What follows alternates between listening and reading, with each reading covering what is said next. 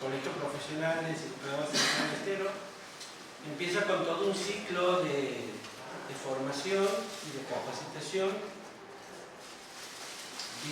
viendo las necesidades sociales.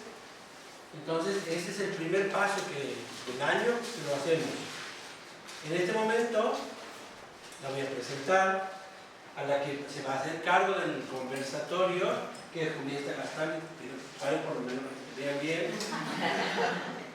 Ella es licenciada en psicopedagogía y también es psicopedagoga y tiene una amplia trayectoria en lo que sea el campo de la clínica, que viene pasando por distintas instituciones, tiene el contacto necesario con pacientes y con personas que están en este momento con abuso.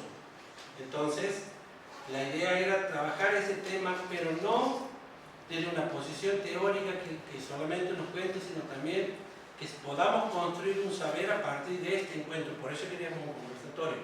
Al ser una problemática social nos atraviesa a todos y es un imperativo poder entender también qué es lo que pasa para poder intervenir, conocer y saber. Entonces, la idea es, entre todos, hoy construir un saber. Lo que tenemos, lo que sabemos, el bagaje que venimos teniendo, lo tenemos que poner en común aquí junto con Julieta, que es la que va a coordinar, para que podamos llegar también a un conocimiento sobre algo nuevo. Entonces, le cedo la palabra y espero también,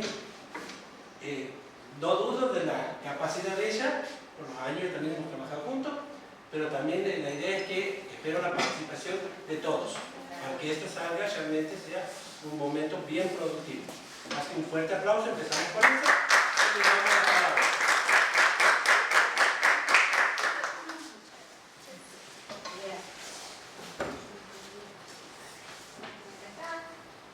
Bueno, primero como para empezar, ¿sí? Vamos a establecer que es un maltrato infantil, ¿sí? El maltrato infantil no solamente por ahí se lo asocia directamente al abuso como violación, ¿sí?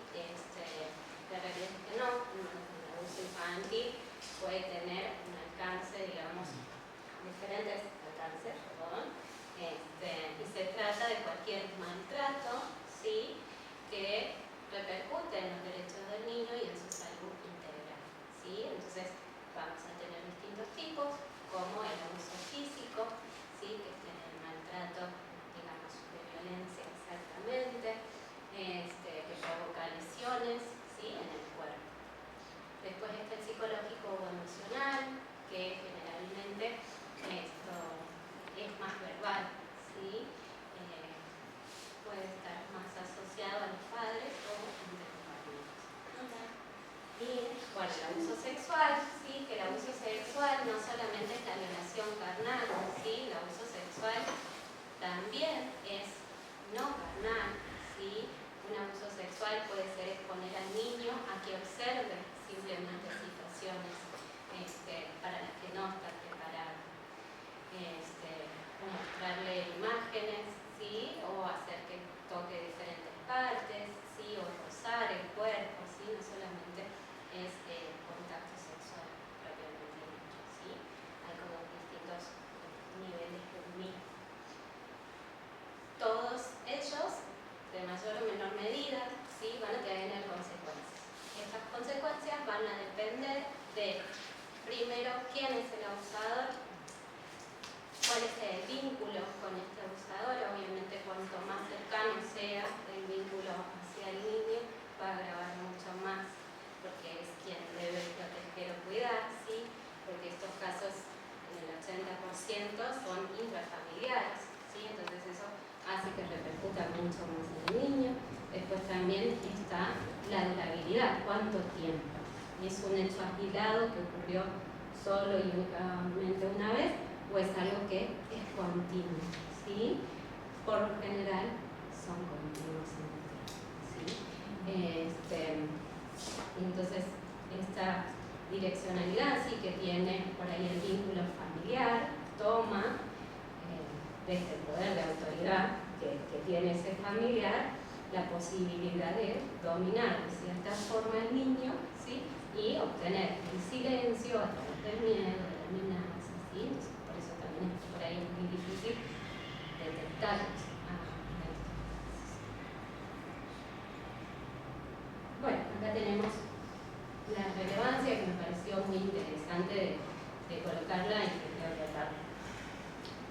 nos va a conmover demasiado, porque estamos hablando de una de cada 4 niñas sufre abuso sexual.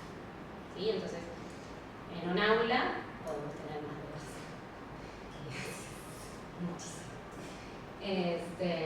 1 de cada 6 niños también, ¿sí? Y bueno, a nivel mundial se dice que 1 de cada 13 niños, ¿sí?, sufre otros tipos de abusos, ¿sí?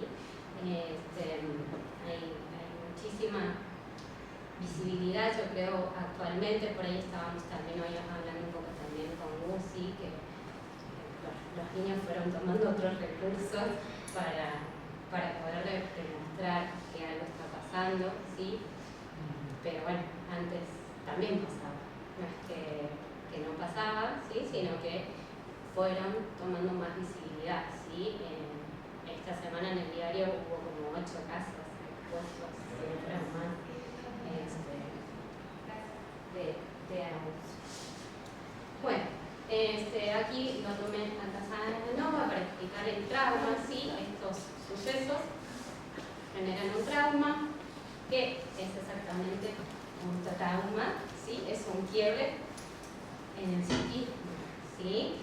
El niño está expuesto a una situación que le da una información que él no puede contener, no puede trabajar, ¿sí?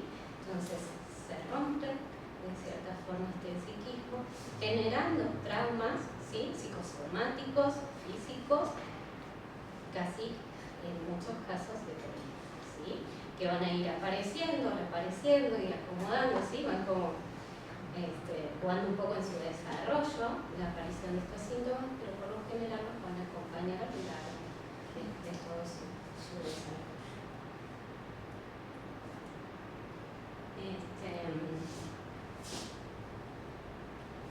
Bien, bueno, el trauma no es solo el hecho en sí, ¿sí?, sino que es lo que genera ese hecho en el niño, niña o adolescente, y que bueno, desborda lo que él puede llegar o cómo él puede llegar a defenderse del suceso, ¿sí? No tiene herramientas para defenderse, entonces termina generando. Bueno, acá puse como primera intervención la escucha, ¿sí? Por ahí, primero creo que es la observación, pero cuando escuchamos, ¿sí?, al niño, sé que por ahí es muy difícil escucharlo cuando llega, porque nos invade todo. ¿Sí? Somos humanos, más allá de que somos profesionales o profesionales, entonces hay momentos donde no podemos escuchar sin esto, ¿no?, de la carga de juzgar o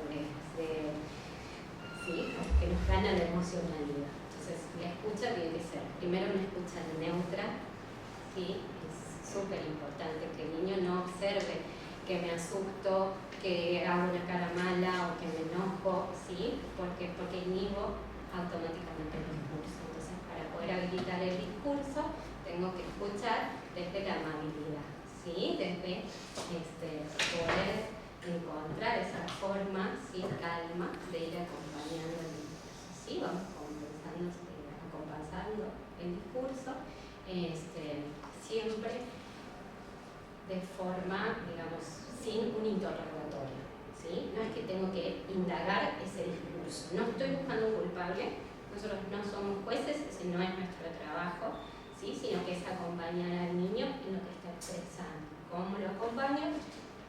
Simplemente acompañando el discurso. Entonces, me pasó tal cosa. ¿Eso te pasó? ¿Sí? Bueno, ¿sí? Como que ir desde a poquito, ¿sí?, sin ¿quién te lo dijo? O quién, ¿sí? Como no me pongo a indagar exactamente en el suceso, porque eso también puede inhibir el discurso o la exposición del niño, ¿sí? Y también, que esto suele pasar mucho, todos nosotros venimos, ¿sí?, con un montón de ideas o de creencias, ¿sí? Entonces, por lo general, es como, ay, sí, porque, bueno, entonces sí, como no va a pasar. Y también empezamos como nuestros discursos a buscar sentencias culpables, ¿sí? Por ahí creo que tenemos que eliminar también esa mirada para mirar de forma neutra qué es lo que está pasando, pues obviamente cuando un niño se expresa vamos a tener que llamar adultos, ¿sí? Entonces esos adultos también van a venir acompañados, ¿sí? Con todas estas creencias o estos mandatos de qué es lo que está bien, qué es lo que está mal. Entonces, tener que acompañar ese discurso, ¿sí? De esta forma que neutra, ¿sí? Encontrando la posibilidad de que el adulto pueda ir rompiendo estas creencias que tiene sobre lo que está pasando. Bueno, habilitar el discurso sin juzgar, que tiene que ver un poco con esto. Bueno, el acompañamiento de la información, lo terminamos de hablar. Identificar al relator, ¿sí? Aquí es importante. Si es el niño quien habla, ¿sí? O si es un adulto el que habla. Si es el niño, lo acompaño, ¿sí? Y si es el adulto, luego voy a tener que ver con el niño, ¿sí? También algo que está llegando bastante al consultorio, ¿sí? Son madres que por ahí hay alguna falsa denuncia o un intento, ¿sí? Por generar alguna incomodidad con el otro progenitor o cuestiones que tienen que ver más con situaciones conflictivas interfamiliares. Entonces ahí sí hay que tener cuidado con el discurso que trae ese adulto y saber si realmente está pasando eso, si el niño lo acompaña o no, pues saber cómo seguimos, cómo actuamos. Y por último es la evaluación del riesgo, ¿sí? Que esto es indispensable, ¿sí? Actúo inmediatamente o puedo trabajar un poco, ¿sí? Si el riesgo es inminente, si está en peligro, si sabemos que el perpetrador, el abusador, convive con el niño, ¿sí? No espero, actúo, voy, hago la denuncia, ¿sí? Y se encarga la ley. Cuando esto pasa a estar legalizado, nosotros en nuestro proceso tenemos que seguir acompañando, ¿sí? Entonces, es un acompañamiento paralelo a lo que vaya pasando, ¿sí? El niño va a seguir en su tratamiento o en su terapia. Cuando nosotros vemos que, por ejemplo, es un hecho aislado o que, sobre todo por ahí en la adolescencia, ¿sí? Y si hablamos de abuso sexual, que sabemos que por ahí es mucho más complicado, ¿sí? En cuanto a su expresión, ¿sí? Y la posibilidad de no revictimizar.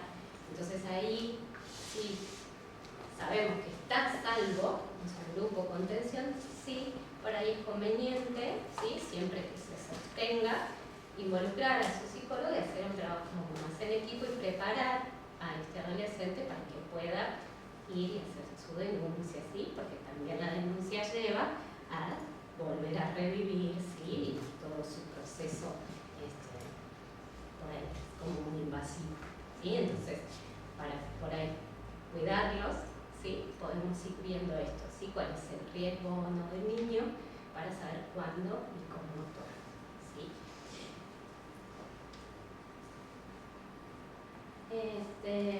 Bueno, otras formas de detectarlos, ¿sí? Sobre todo en la infancia, es el dibujo, ¿sí? En estos casos, por lo general, se inhibe el lenguaje.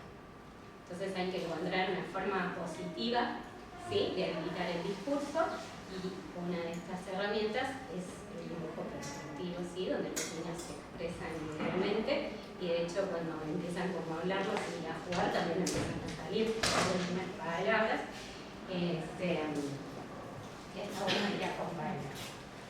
Hay distintos indicadores gráficos que podemos tener en cuenta, ¿sí? Estos dibujos, ¿sí? Tenemos que tener mucho cuidado. El dibujo no es que solo nos va a decir y nos va a garantizar y el prueba haciendo lo que está pasando, ¿sí? Sino que es un apoyo a lo que queremos. ¿Sí? No es que por un único dibujo aislado yo puedo hacer un diagnóstico, ¿sí? Que nos puede pasar con mucho. Aquí les traje algunos, estos son casos míos.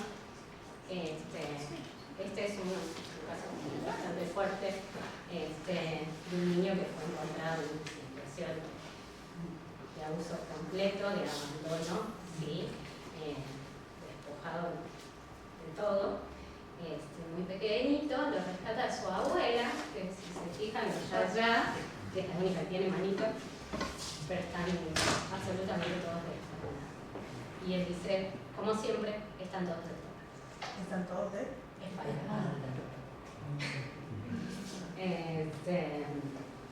Y bueno, y esto es otra parte de la familia, pero que padre y madre no están, ¿sí? El niño fue encontrado por su abuela paterna en el departamento, tirado con los perritos, y le tiraban la comida con los perritos. Había estado así durante mucho tiempo, entonces no se podía levantar, no tenía fuerza, ¿sí? Y le quedó hasta la información, ¿sí? Era tratado igual, pero que un animalito. Entonces la justicia lo retira de esa casa, se lo da a su abuela y actualmente está con su abuela y obviamente llega porque presenta trastornos en el aprendizaje para aprender la atención, ¿sí?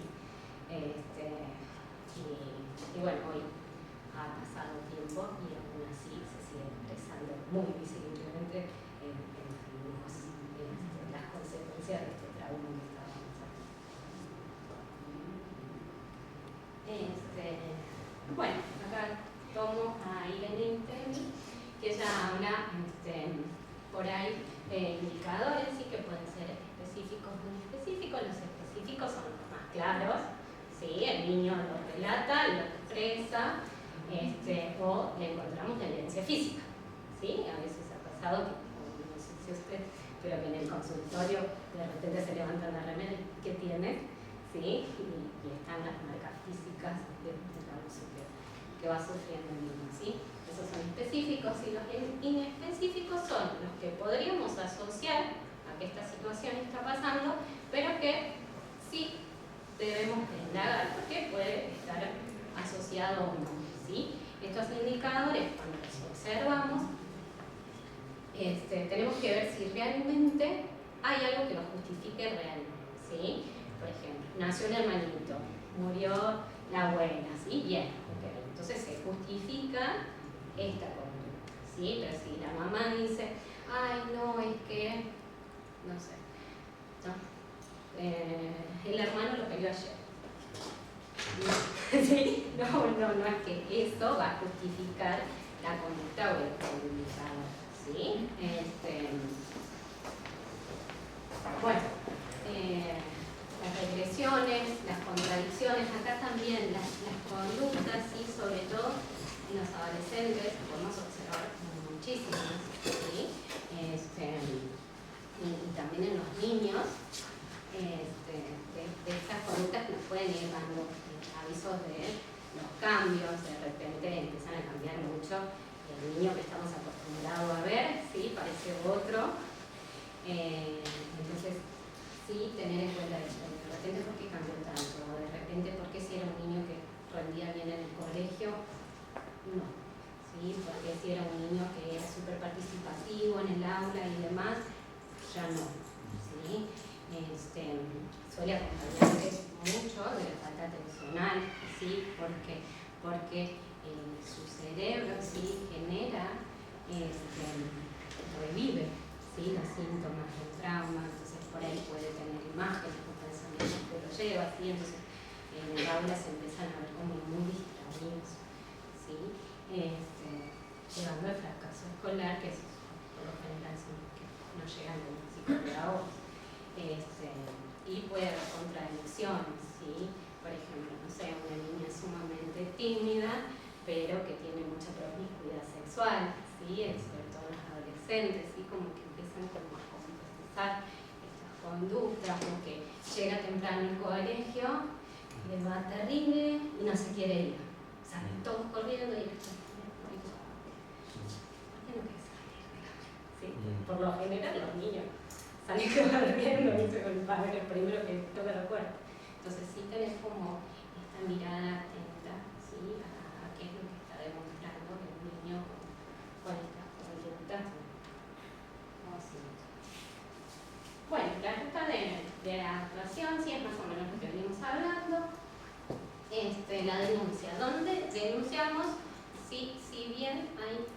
oficinas de derechos del niño y la mujer en cualquier parte. ¿Sí? La ley garantiza, ¿sí?, que se tome intervención inmediata en estos casos. Tenemos que recordar que nosotros no somos jueces, no vamos a buscar un culpable, si simplemente tenemos la sospecha de que algo está pasando, debo intervenir. ¿Cómo intervengo? Voy a hacer la denuncia. ¿Sí? La denuncia es anónima, muchas veces no se denuncia por, no, ¿qué me va a pasar a mí si se entere? No sé, ¿sí? Y hay como mucho miedo o mucha, de cierta forma, no sé, como ignorancia ante esta situación, ¿sí? Y la realidad es que realmente es anónima la denuncia y se cuida mucho el proceso del niño también. Entonces hay que hacerlo y sin miedo, ¿sí? Después sigue su curso, ¿sí? El curso legal, como corresponde, la justicia hace las visitas y demás. Nosotros simplemente acompañamos ese proceso, ¿sí? Bueno, otra de las aquí que propone, digamos, la ruta de actuación nacional, que creo que es muy importante, es la no revictimización. ¿Sí? Esto de lo que una vez si lo puedo contar, ¿sí? O por ahí pasa mucho en los colegios, ¿sí? Esto de entre las señas lo siguen contando y se lo van contando al otro. Entonces, el cuidado de la infancia, realmente el cuidado de la infancia con mucha precaución todo, ¿sí? Para no terminar lastimando más. Me parece que es muy importante y que sí es algo que pasa mucho. Si se lo cuentan a la seño, si la seño lo ve, la seño va al SOE o a directiva y ahí termina, ¿sí? Como seño acompaño desde lo emocional, acompaño desde encontrar nuevas cosas que me hagan sentir incómodo, ¿sí? Muchos de estos síntomas tienen que ver que se generan luego con su autoestima, entonces bueno, empezar ahí como a fortalecerla un poco con distintas estrategias, dándole validez, lugar, ¿sí? Te veo, estás aquí, valés, ¿sí? Entonces eso sí toca como docente, como terapeuta, pero no me parte de repreguntar, ¿sí? O generar por ahí esos enredos entre adultos. Me parece que sí es como algo que tenemos que tener en cuenta. Bueno, priorizar el interés superior del niño, ¿sí? Denunciar lo más importante que podemos hacer. Para cuidar a estos niños, niñas o adolescentes. Creo que acá empieza a pasar algo que creo que es donde tenemos que ir todos, que es la naturalización. ¿Sí? ¿Por qué naturalizamos? Naturalizamos porque aseguramos que o confundimos la autoridad con el autoritarismo, ¿sí? Eso es pongo límites. Y lo empezamos a naturalizar con un montón de discursos que cuando los empezamos a desglosar, ¿sí? O todo lo que pasa en casa que en casa. ¿Sí? Y es algo simple, pero ¿cómo se está para la niña? ¿Qué es lo que en realidad le estoy diciendo? ¿Qué es lo que en realidad estoy protegiendo? ¿Sí? Entonces, parece que aquí la naturalización nos compete a todos, ¿sí?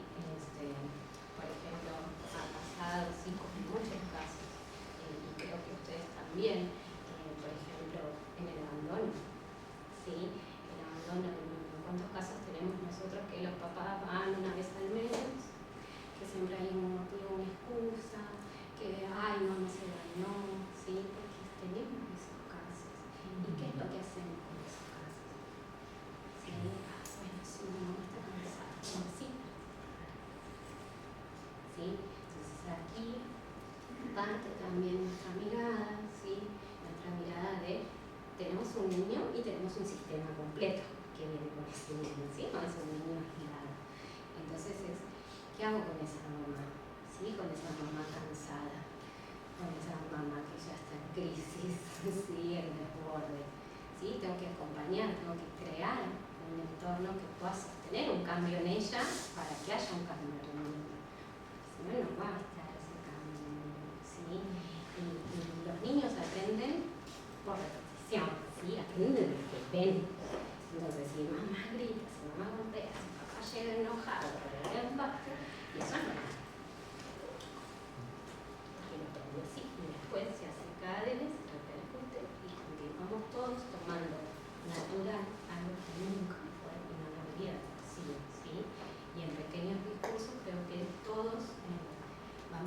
dejando pasar muchos discursos de nuestros pacientes o padres que también nosotros tenemos naturalizados.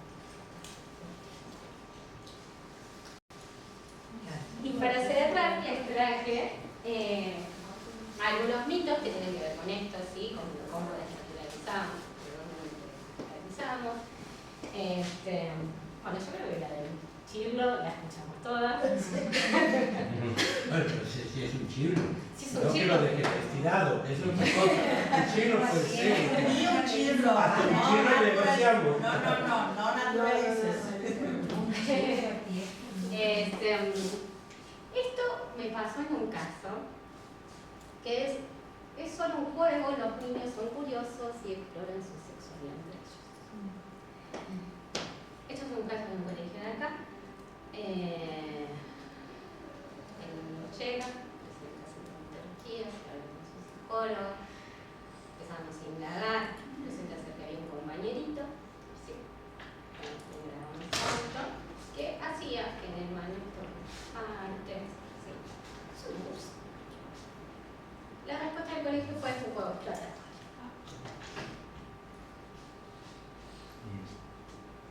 Entonces, acá volvemos a mí. ¿Cuánto naturalizamos? Por eso está muy ensayizado en la cultura, sobre todo en el nivel inicial, se lo ve mucho, que es como muy natural. Está naturalizado y se lo ve como algo. Sí, y bueno, este paciente lo sacamos de ese colegio, pero bueno, sí, esto de cuánto, por ahí lo tenemos arraigado, que personas que son terapeutas, ¿sí? Porque estamos hablando de que yo estaba enfrente de un soy, ¿sí? Lo tenían completamente naturalizado. Realmente creían que estaba bien lo que estaban diciendo, ¿sí? Entonces, por ahí, llevarnos a replantearnos un poco. Si el niño no llora o parece feliz, es porque todo está bien. ¿Sí? Muchos niños aprendieron a ser felices para esconder lo que pasa. ¿Sí? También está esto de, ay, es raro, no me importa la soledad. ¿Sí? No sé si está bueno, hasta qué punto es tan bueno que sea tan adulto para soledad. ¿Sí? Y nos ha parecido bien durante mucho tiempo que parezcan más adultos. ¿Sí? De hecho, en el año me llegó una paciente, niña, 10 años, una niña de 10 años como debería de ser y que no está pasando. No puede ser niña. Pero eso no tiene nada, es niña, sumamente inocente y demás, que por ahí sí llama la atención porque ya a 10 o 11 años ahora estando con otras modalidades. Pero como que nos sorprende que haya niños. Eso me lleva mucho la atención. Bueno, esto también de la familia, ¿sí? Estos por ahí también pueden ser discursos de las víctimas, ¿sí?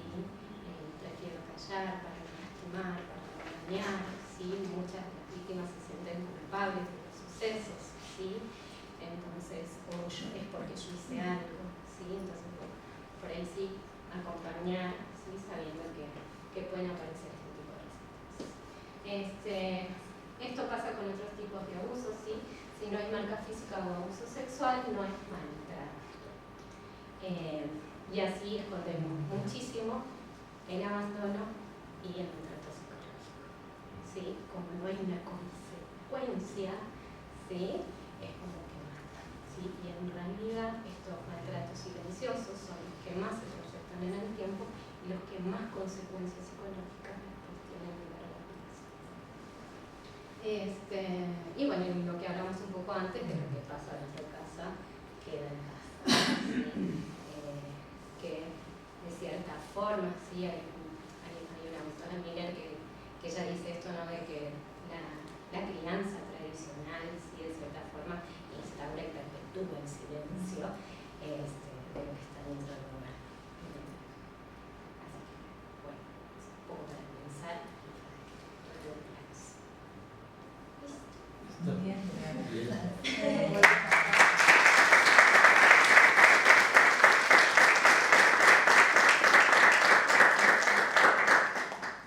ahí pensando, ¿no?, en el tema de denunciar y de destruir la familia.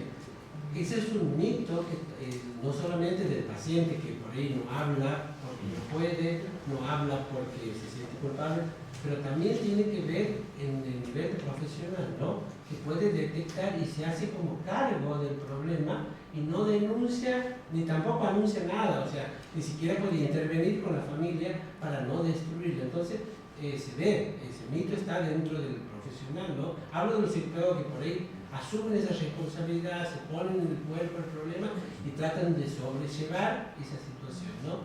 O sea, aquí venía a escuchar y me pareció fantástico cómo lo ha ido trabajando, o sea, cómo en la clínica psicopedagógica se van dando mucho de eso, el miedo, que a mí me llamó mucho la atención, es el miedo a la denuncia. Tienen mucho miedo a denunciar, y siendo anónima, ¿no?, pero porque tienen mucho miedo a ver qué va a pasar después conmigo, qué consecuencias voy a tener, claro. Entonces prefiero, o sea, volverlo a victimizar al sujeto y decir, bueno, o soy culpable y hacer como puede, sino te saco de la consulta, que el problema lo lleve a otro y otro que se haga cargo. O sea, pero eso de volver a victimizar constantemente en el tema del abuso, ¿no? Hoy se está viendo mucha gente que ahora están empezando a contar que su niña ha sido abusada, y por ahí hay mucha gente también que se viene de familias prestigiosas, de qué iban a pasar, qué iban a decir, o no, mis papás se van a separar, por ahí también es todo eso, y bueno, quedan con eso y ese trauma, y quedan toda su infancia con ese trauma, de que cuando llega un momento, o cuando lo ven en el momento, y ahora como está siendo tan, como dicen, naturalizado de contar, de que por ahí se lo digan en la tele o a través de cualquier medio, como que ya van empezando a salir todos esos casos también. Ahí me da pie para un mito también, que solamente el abuso se da en los niveles socioculturales bajos. Sí. Y se ha dado siempre, solo que lo que los niveles más altos era lo que pasa dentro de la casa, es un asunto privado.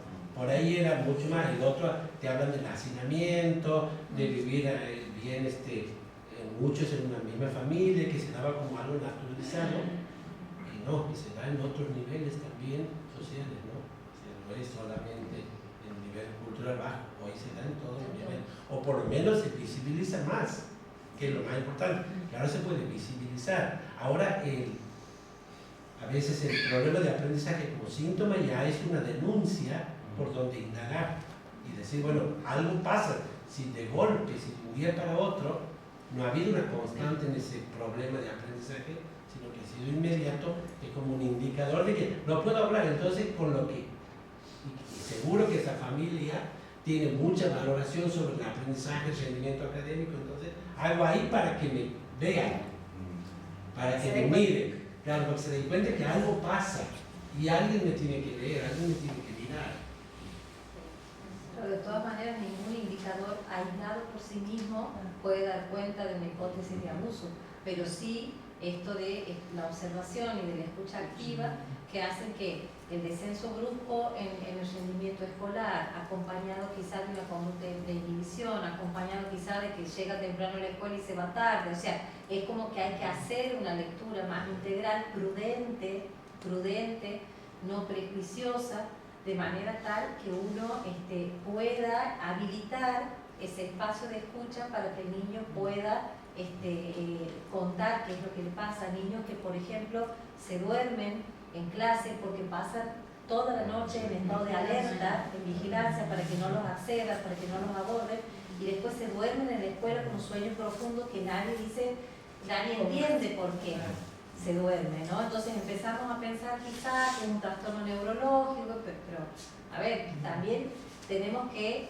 entender que el abordaje y la mirada, digo desde el lugar de docente, de profesional de la psicología, la psicopedagogía, desde el lugar que nos toque trabajar con infancias y adolescencias, tenemos que siempre tener esa mirada integral, ¿no? Porque, por ejemplo, para poder observar y darnos cuenta, no tenemos que mirar solamente el rendimiento escolar, porque hay toda una conducta y un comportamiento del niño, una forma de vincularse con el pegoteo, ¿no? El que no conoce a la persona y se le abalanza y vos decís, pero a ver, a mí me llama la atención eso, por ejemplo, o bien cuando no permite que el adulto se le acerque porque reacciona, ¿no? Se asusta, bueno, es como que tenemos que, cuando sospechamos, ir mirando, es como ir recogiendo las conductas del niño, desde lo gráfico, desde los cuadernitos, desde lo que habla, de lo vincular, y ahí decir, bueno, aquí algo está pasando y veo cómo hago. Y a mí me parece fundamental esto que vos estás diciendo, Juli, porque este miedo a la denuncia hace que a veces se demore y se deje solo al niño. El niño, la niña, el adolescente, cuando logra encontrar un espacio donde, en un otro, donde poder decir lo que le pasa de la manera que puede, si el otro lo deja solo, muy difícilmente después se puede volver a abrir. Exacto. Su concepto de que está solo. Exacto. Entonces, uno tiene que saber que, por ejemplo, en el Ministerio Público Fiscal, en la página web del Ministerio Público Fiscal, hay una ventanita que dice denuncia. Uno carga ahí la denuncia y esa denuncia, hay personal del Ministerio Público Fiscal que mira esa ventanita las 24 horas. Por lo tanto, por ejemplo, me ha pasado el otro día de acompañar a una colega del interior que quería una adolescente de 16, había develado un abuso a ella y su hermanita de 16, mellizas ambas, de parte de su abuelo, y me pregunta, entonces digo, mira, entra a la página web, bueno, le he ido acompañando yo a ella, a las 4:25, 5:10, y ahí estaba la fiscal tomando conocimiento y dando las directivas a la policía para que hagan la investigación. Gracias, digamos, a todos estos avances también, no podemos hacerlo inmediato, ni siquiera necesitamos movernos para poder hacerlo así, por ahí. No es que falta tiempo, porque a veces no tengo tiempo para ir. Y no es tiempo, son 2 segundos que nos toman así. Y tomando un poco esto que decías vos, me parece también a agregar, ¿no? Que sí, por ahí tenemos este concepto o esta negación, sí, creo que es un hecho, por ahí duele mucho, entonces es como la última opción. Sí, entonces como primero tiene problema de aprendizaje, anda al neurólogo, como que no lo vemos como primera opción, a ver si esto puede estar pasando o no, descartamos y después seguimos con el resto. Sí, entonces por ahí sí como agregarlo a nuestra mirada como una posibilidad. Sí, es como que no suele ser derivado por, ¿sí? Entonces, y nosotros como profesionales también, ¿sí? Primero miramos, ¿sí? Y buscamos el trastorno. ¿Es un trastorno o es un trauma? ¿Sí? Entonces, bueno, a ver, indaguemos también esto como parte principal para saber si todo está bien y sí, obviamente hay lo que podemos continuar. Pero creo que también parte de eso, ¿no? De la negación que se provoca ante los sucesos. Sí, yo quería decir también esto de que es muy interesante lo del material proyectivo, porque es algo que siempre hablábamos, sobre todo en los cursos de formación en salud mental, que en realidad no hay indicadores patognomónicos de abuso sexual. Los indicadores que aparecen en los test gráficos son generalmente de trauma o de que algo sucede, por ejemplo, en el orden de la sexualidad. Pero, por ejemplo, un problema biológico o físico que le genere enuresis, que por ahí tiene que ver con lo biológico, probablemente también aparezca en el gráfico, pero eso no significa específicamente abuso sexual, sino que puede estar sucediendo otra cosa. Por eso es tan importante lo que decía Judith y lo que planteaba Juli, de contextualizar siempre, y que no es solamente lo que aparece en el gráfico, un gráfico solo no significa nada, sino que hay que contextualizar. Y después también el tema de todos como profesionales de salud mental, y también creo que los docentes, yo creo que los docentes son los que primero se dan cuenta y los que más acompañan las denuncias, eso siempre subrayo, que hay implicancias legales también en realidad. No es una cuestión de voluntad de denunciar o no denunciar. En el momento de que surge la Ley de Salud Mental 2010, se ha dado como mucho debate en cuanto a lo que se plantea con respecto al secreto profesional. Pero ante la simple mención del chico, ante que uno haya visto que el niño o adolescente está siendo víctima de abuso sexual, uno tiene la obligación, y por deber, por ley, de denunciar. sino uno mismo está incurriendo en un delito. Automáticamente eso te relega del secreto profesional. Y en ese momento profesionales muy formados, me acuerdo que como que decían de que en realidad se corría el riesgo de la revictimización o algunas veces de caer en falsas denuncias. Pero en realidad uno tiene que denunciar y después incluso acompañarlos, romper un poquito por ahí lo que es el encuadre tradicional y ver qué es lo que el niño necesita, algunas veces incluso acompañarlo al juzgado en el momento de que se realiza la cámara Gesell para brindarle seguridad y estar incluso controlando que se den todas las condiciones para que no se revictimice, pero la denuncia sí o sí hay que hacerla, porque si no automáticamente nosotros también nos convertimos en delincuentes porque nos convertimos en cómplices de una situación. No es una cuestión de voluntad o de qué es lo mejor. Ante la sospecha uno va y denuncia. En realidad eso es como taxativo. En eso la ley y lo promulga muy bien. Y en la ley de salud mental 2010 está claramente expresado. Otra cosita, agregando, permiso. Yo soy trabajadora social y también todos, siguiendo lo que dice el compañero también, todos los sujetos, hasta el administrativo de un instituto, de un establecimiento educativo, tiene la obligación de hacer la denuncia. Porque muchas veces, ay, vale, vos que no has estado aquí hoy a la tarde, ha sucedido algo.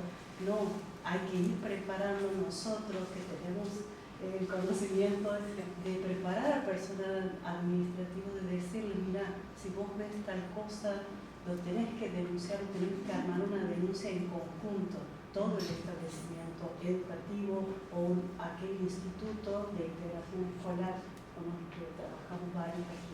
Sí. La Sí, eso ley me- Lucio lo que plantea justamente esto, que todos tenemos que denunciar frente Sí, todos. Sí, y también, no sé, a mí me parece como importante recalcar esto que no es necesario que sean casos extremos. Por ahí siempre esperamos al caso extremo, así como al más evidente, y la realidad es que no, que a veces la violencia psicológica, aunque la veamos como muy leve, puede ser muy fuerte y puede estar pasando muy mal en familia. Entonces, no tiene más mínimas sospechas y nunca va a ser en vano el que podamos hablar o denunciarlo. Y creo que esto de por ahí de la naturalización, ¿no? De que, bueno, si no es tan grave. Sí, Como no se llegaron así súper mal por ahí y dice, bueno, listo, ¿no? claro, No, sí. ha sido un golpe, no, ha sido un toque. O no es violación porque no tiene acceso carnal. Sí. Bien, sí, y no necesariamente lo necesita. Pero sí me parece esto, ¿no? De tener en cuenta realmente qué es el abuso, cuáles son los tipos de abuso, la negligencia. Creo que la vemos muchísimo nosotros y que no la denunciamos tanto como la vemos. Yo creo que es fundamental para quienes trabajamos en las infancias y adolescencias, en los clínicos, en las instituciones o en ámbitos sociocomunitarios, la formación, ¿no? Porque muchas veces la ignorancia hace que no se intervenga a tiempo o que se intervenga mal. Esta semana yo he recibido el pedido de asesoramiento de una persona que trabaja en la Cruz Roja que me manda 2 audios de una docente del interior en donde hablaba de violación. No decía la edad. Encuentran a 2 niños en el campo, uno encima del otro, y dice a un niño que va a la escuela ha violado a una compañera. Entonces, bueno, escucho los audios y empiezo a hacer las preguntas. 7 años. Los 2 niños, tanto el varoncito como la mujercita, de 7 años. Entonces digo, bueno, a ver, ¿de qué estamos hablando aquí? Claramente, si la forma en la que los encuentran reproduce un acto sexual de adultos, ¿sí? Quizá tenemos exactamente que empezar a pensar que o los 2 o uno de ellos es víctima o es testigo, ¿no? Que también es una forma de abuso, mirar actos sexuales con una edad donde su capacidad cognitiva no puede comprender. Exactamente. Y entonces, bueno, decir, ¿de qué estamos hablando aquí? Entonces, lo que le he ofrecido yo es decir, vamos a hacer una capacitación con la Cruz Roja para los docentes de esa institución para que tomen la información necesaria y adecuada para que intervengan de la mejor manera posible, no dejen solo a los niños, no los demonicen, no prejuzguen a las familias, ¿no? Porque encima es gente del interior que vive en parajes donde quizá hay una naturalización, lo más probable es que haya una naturalización de este tipo de conductas, y que no por eso las vamos a posibilitar o no las vamos a denunciar. Por ahí esa excesiva exposición, ¿no? También muchísimo esos niños por ahí, entre ellos, Y esa estrategia de trabajar mito-realidad me parece fantástica, que se trabaja también con los chicos en la escuela ahora con la vicaria. Y esa me parece la mejor manera, porque está todo a veces muy naturalizado y ellos mismos vuelven la cara cuando dicen, ay, esto ha sido así, o sea, la realidad es otra. Y justamente nuestra función en la escuela es mostrarles la realidad también a los chicos, hacerlos tomar conciencia para que ellos también puedan pedir ayuda. Y claro, desnaturalizar. Claro, exactamente. En relación a eso, aprovechando lo que decía en relación al mito, que nosotros también hemos visto, hablo desde el perfil docente, y lo que hablaba Julia, ¿por qué cuesta tanto o se va como último recurso a ver, bueno, pues estar siendo víctima de abuso sexual, que en realidad para la víctima como que no iría? Y está comprobado que en las ciudades o comunidades o pueblos en donde la sexualidad sigue siendo un mito, son en los lugares donde más abuso sexual hay, intrafamiliar, inclusive en el contexto más cercano. Entonces, es importantísimo, aquí he escuchado muchas variables en relación a eso y es importante contextualizar por qué sigue pasando en Santiago, inclusive como docente de nivel secundario, la improvisación en las relaciones sexuales a edades tan tempranas, ¿no? Y hay inclusive un documento que habla de una investigación que han hecho en el conurbano de Buenos Aires, dice encantadas, hechizadas o abusadas. Entonces, ¿qué es lo que está pasando, por ejemplo, en nuestra provincia, ¿no? La verdad que celebro esto de que podamos conversar un poco aquí. Y el tema de la docencia y lo que decía ahí el colega en relación a se puede prevenir, ¿no?, desde la escuela y cuál es el papel de los docentes. Perdón, nosotros desde el 2017 que conformamos un equipo que por ahí está mi colega, no sé si alguien más, desde lo que es el Plan Nacional ENIA, trabajando con el equipo del Ministerio, desde lo que es ESI, hemos podido hacer llegar lo mejor que se ha podido, el protocolo interinstitucional del juzgado, digamos, de lo que es de Fiscalía, como para trabajar con los docentes, entendiendo el valor importantísimo que tienen los docentes en estas cuestiones. Y todavía sigue costando muchísimo, muchísimo, porque es algo que interpela tanto las cuestiones de abuso sexual y los retrotrae hasta el pasado. Nosotros, por ejemplo, los de más de 40, somos una generación que hemos crecido sin derechos. O sea, después del 2000 empiezan muchos derechos.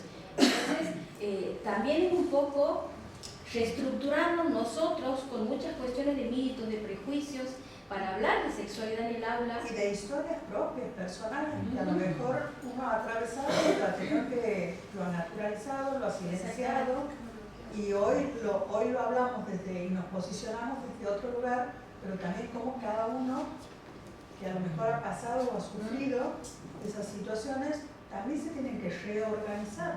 O sea, esto que vos dices, sí, antes, exactamente, porque esto antes de 40, 50 y más, ¿no? Posiblemente en las familias hemos tenido situaciones de abuso que nos hemos enterado alguna vez después de muchísimo tiempo, pero siempre se mantuvo y siempre el secreto. Ese silencio también llevaba el tabú. Exacto. De hecho, Y cuando alguien preguntaba, era silenciarlo, ¿no? Sí, sí. De hecho, Secreto familiar. Y aquí en Santiago del Estero el abuso sexual, la mayoría infantil y de adolescente, la mayoría de las veces en el seno familiar, en realidad siempre intrafamiliar. Y igualmente yo siempre veo, y lo que uno más nota es que son los docentes los que primero detectan y muchas veces acompaña, y eso es muy valorable, y sobre todo en el interior. Yo siempre digo que la escuela, como espacio plurideterminado, es el escenario donde se dan un montón de cosas, pero son los docentes los que primero por ahí les empieza a llamar la atención a algo. Y es un lugar de refugio, de protección, ¿no? Totalmente. El niño encuentra en la escuela un poco este espacio de paz, por ahí de calma, y el docente, digamos, que lo tiene ahí 4 horas y lo observa durante todo el tiempo, es como que su mirada ya los conoce, así como que no los conozca fuera del colegio, los puede conocer a los niños. Y son por ahí los más importantes, no solamente en el aprendizaje, sino también en el acompañamiento de sus padres. Después también habías mencionado, y también eso hay que tener cuidado, en realidad no hay estudios estadísticos en Santiago del Estero con respecto a las falsas denuncias, o por ahí cuando alguno de los progenitores utiliza al niño o un supuesto abuso del niño como un modo de perjudicar al otro. No hay estudios estadísticos, pero sí hay estudios a nivel nacional, y en realidad el porcentaje es menos del 10%, en realidad, o sea que no es tan, sí es algo que suena mucho y que se escucha mucho y que muchas veces nos horroriza y nos da bronca y todo lo demás, pero en realidad el porcentaje no es tan alto de falsas denuncias o de cuando se utiliza al niño en realidad como un modo de castigar o de castigar al